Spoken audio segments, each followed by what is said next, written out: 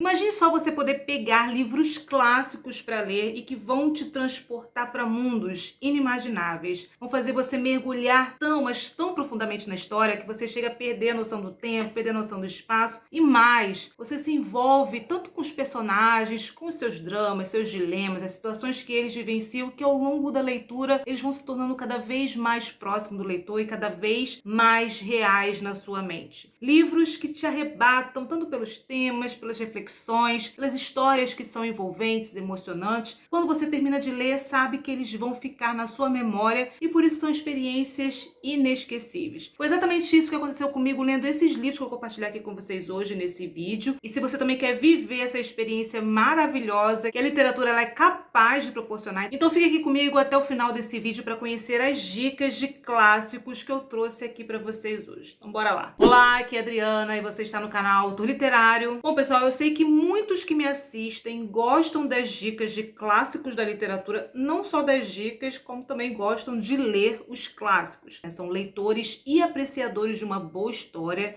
então eu não poderia deixar de vir aqui para poder compartilhar com vocês os últimos livros clássicos que entraram para a minha lista de favoritos. E são aqueles tipos de livros que, mesmo com o passar do tempo, eles são lidos, aclamados e também são assuntos, os assuntos que eles abordam também são bem atuais. E particularmente eu gosto muito dos clássicos, a gente pode ampliar nossa percepção sobre a vida, entender melhor a humanidade. Você entra em contato com toda a sabedoria que tem nos livros antigos, conhecimentos que foram transmitidos de geração em geração. Então fique aqui comigo até o final desse vídeo para saber o que eles têm de diferente, que todo mundo comenta, por que esses livros são tão especiais e que todo mundo lê. E claro que eu vou falar sobre tudo isso sem spoiler. Eu já vou começar aqui com um grande clássico da literatura, o poema inaugural da literatura ocidental de Homero, que é Ilíada. Esse livro maravilhoso. Com relação a Homero, não se sabe muito a respeito, né, sobre ele. Sabe-se que ele era um aedo, ou seja, ele era um cantor, ele cantava seus poemas para uma plateia. E eu adiei tanto essa leitura, né, a leitura desse livro,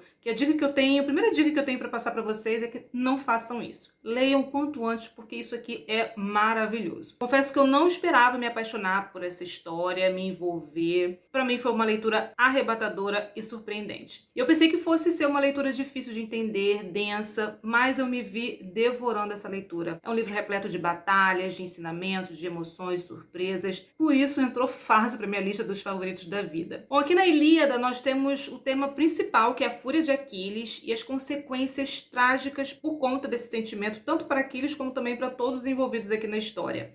E a história aqui ela tem como pano de fundo a Guerra de Troia, uma guerra entre gregos e troianos que durou 10 anos. Mas a história aqui do livro ela se passa no último ano de guerra, mais especificamente nas últimas semanas. E aqui nesse livro eu fiquei surpresa com as cenas de guerra, com os valores aqui dos guerreiros, né, sobre a honra, sobre a glória. Fiquei também encantada aqui com a participação dos deuses na história. Eu também achei surpreendente quando Aquiles ele volta para a guerra. E nós vamos entender por que ele é considerado o melhor guerreiro entre os gregos. Bom, não vou entrar em detalhes sobre análise ou sobre a história ou sobre o enredo, porque não é o objetivo aqui desse vídeo. Esse livro ele fez parte do Clube Tour Literário. Estou pensando em abrir uma segunda edição do projeto. E eu também poderia incluir aqui facilmente o livro Odisseia, né, mas a leitura ela está em andamento. Como temos muita coisa ainda pela frente na leitura da Odisseia, né? Depois eu faço uma atualização dos favoritos. Bom, eu li nessa edição da Companhia das Letras, eu gostei muito da tradução, achei a linguagem bem acessível, de fácil entendimento, sem deixar de lado a qualidade também estética da obra. A edição aqui também conta com material de apoio riquíssimo, mapa, glossário, prefácios, textos introdutórios.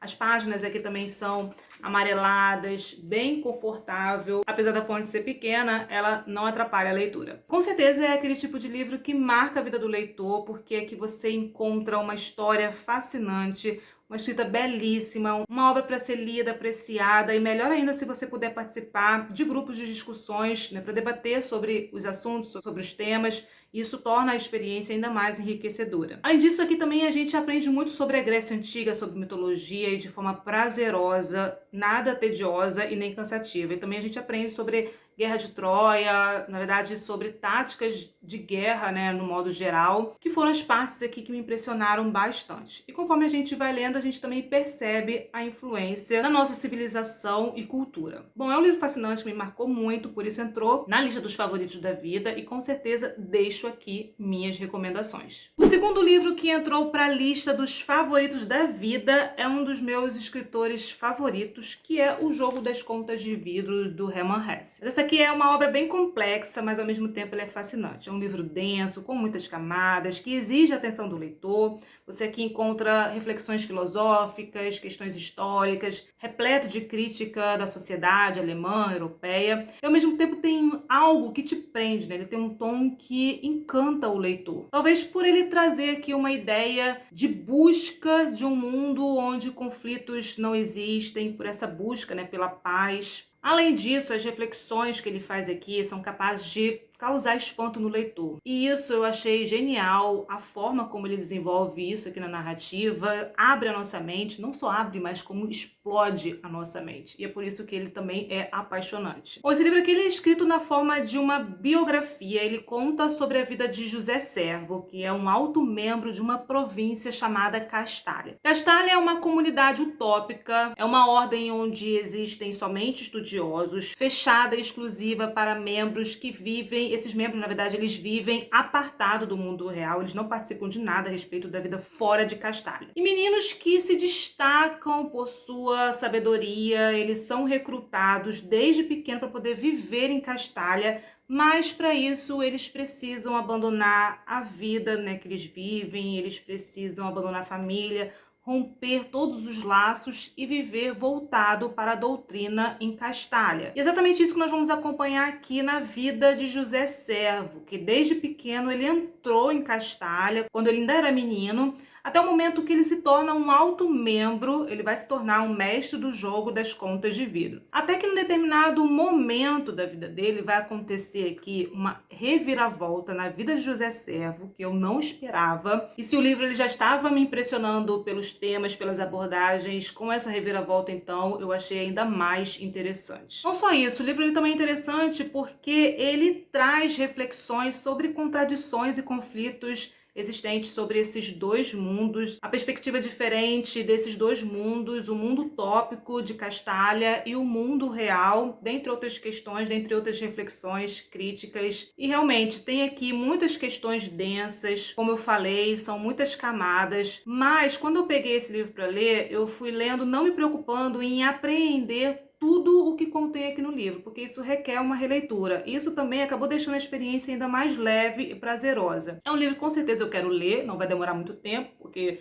a história ainda está fresca na minha mente, então eu quero aprofundar nessas camadas, mas foi uma leitura que me impressionou e me marcou bastante. Quem quiser saber mais detalhes sobre o livro, eu fiz um vídeo comentando sobre ele, eu vou deixar o link aqui no box de informações. O terceiro livro que eu trouxe aqui para compartilhar com vocês é O Retrato de Dorian Gray. Um livro que eu confesso para vocês que me surpreendeu positivamente, porque não era um livro que me despertava vontade de ler, mas eu resolvi dar uma chance, porque ele sempre aparece naquelas listas de livros para ler, e também por ser um livro muito lido, muito comentado, muito apreciado pelos leitores, e eu não esperava que fosse tudo isso. Eu fiquei encantada pela beleza da escrita, com a história que é envolvente, também viciante, a estética aqui do livro, as reflexões, os personagens também que são muito marcantes. Fiquei apaixonada por essa leitura, pela experiência que eu tive, e ainda bem que eu resolvi pegar esse livro para ler. Eu também achei muito interessante os aspectos sombrios que a gente encontra aqui no livro. E o tom também vai ficando cada vez mais sombrio conforme a gente avança na leitura. E exatamente isso, né? Aqui nós temos nesse livro uma obra que expõe vários aspectos sombrios da natureza humana, sombrios e perturbadores, que vão revelando exatamente esse lado obscuro da natureza humana. A história vai contar a vida de um jovem belíssimo, rico, chamado Dorian Gray, que é retratado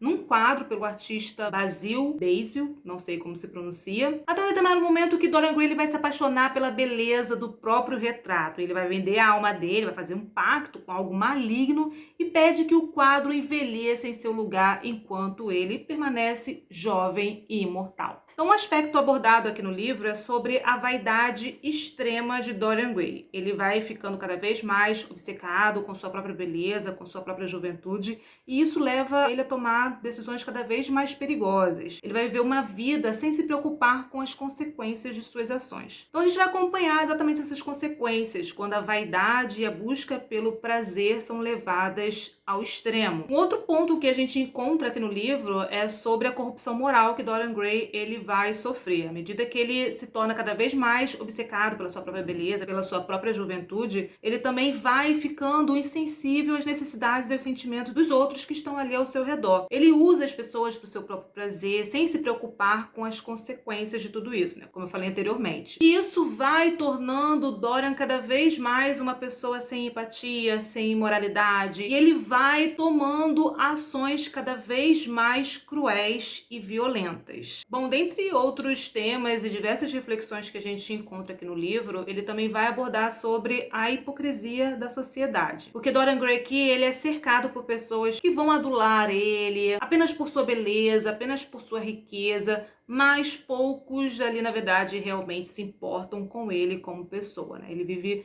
num mundo apenas de aparência. Então o livro ele também sugere um pouco disso, essa busca pela perfeição física, pela juventude eterna, quando tudo isso é levado ao extremo e pode ter como consequência a degradação moral aqui do personagem que a gente acompanha. Bom, aqui no começo, Dorian Gray ele é retratado como um homem carismático, encantador, que vai usar a sua beleza, a sua juventude para poder manipular as pessoas que estão ali ao seu redor. Então ele também usa as suas habilidades de sedução para poder controlar seus amigos, seus amantes, e a beleza dele acaba sendo usada como uma espécie de arma para poder obter aquilo que ele deseja. Ele também aqui ele é viciado em prazeres, então ele busca constantemente novas experiências e sensações. E diante de toda essa experiência que ele vivencia, ele vai se envolver em uma série de comportamentos decadentes, imorais. E mesmo o Dorian Gray aqui, sendo retratado como um homem belo e charmoso, na verdade, né, se a gente for olhar o interior dele, ele é um ser humano profundamente perturbado. Por toda essa busca pela perfeição, pelo prazer, leva ele a situações aqui perigosas, complicadas, que vão revelar assim a sua verdadeira natureza. É interessante porque mostra como toda essa questão da aparência ela pode ser enganosa. Então assim, é um livro incrível que eu recomendo, quem ainda não leu, leia. Eu gostei muito aqui dessa edição. O livro também é repleto de notas. Como eu falei, né, eu gostei muito desse livro, foi uma experiência marcante e por isso está aqui na lista dos favoritos.